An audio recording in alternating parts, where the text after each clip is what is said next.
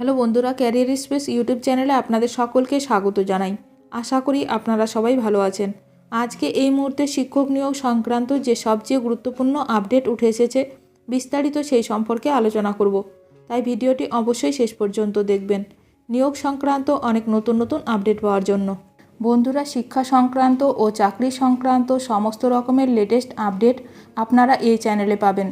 তাই চ্যানেলটি এখনই সাবস্ক্রাইব করে রাখবেন এবং পাশে থাকা বেল আইকনটিকে অবশ্যই প্রেস করে রাখবেন পরবর্তী সমস্ত রকম লেটেস্ট আপডেটগুলো সবার আগে পাওয়ার জন্য।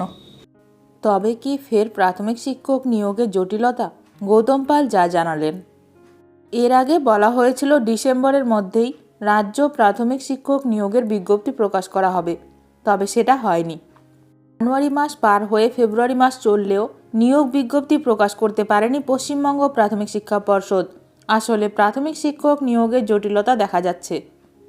প্রাথমিক শিক্ষক নিয়োগে জটিলতা হচ্ছে।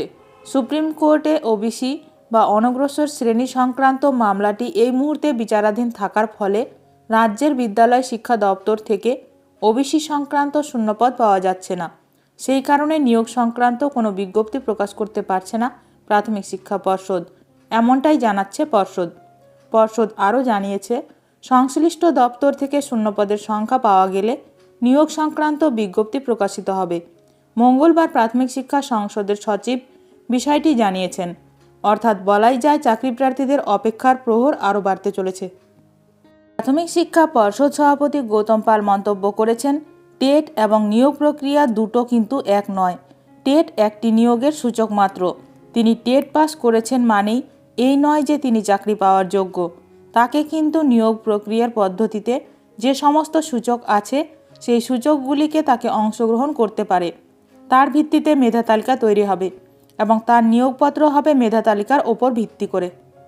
প্রাথমিক শিক্ষা পর্ষদের উপসচিব পার্থ কর্মকার বলেন, সুপ্রিম কোর্টে অন্যান্য অনগ্রসর শ্রেণী সংক্রান্ত মামলা বিচারাধীন থাকায় পশ্চিমবঙ্গ সরকারের বিদ্যালয় শিক্ষা অধিকার থেকে শ্রেণীভিত্তিক শূন্যপদের সংখ্যা পাওয়া সম্ভব হচ্ছে না। ফলে প্রাথমিক শিক্ষা পর্ষদও শিক্ষক নিয়োগ সংক্রান্ত বিজ্ঞপ্তি প্রকাশ করতে পারছে না।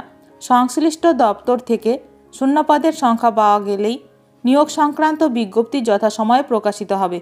শিক্ষক নিয়োগ সংক্রান্ত সমস্ত রকমের আপডেট সবার প্রথমে পেতে এখনই আমার চ্যানেলটি সাবস্ক্রাইব করে রাখুন। ভিডিওটি ভালো লাগলে অবশ্যই লাইক করবেন। আজকের ভিডিওটি এখানেই শেষ করলাম। নতুন কোনো আপডেট নিয়ে দেখা হবে নেক্সট ভিডিওতে।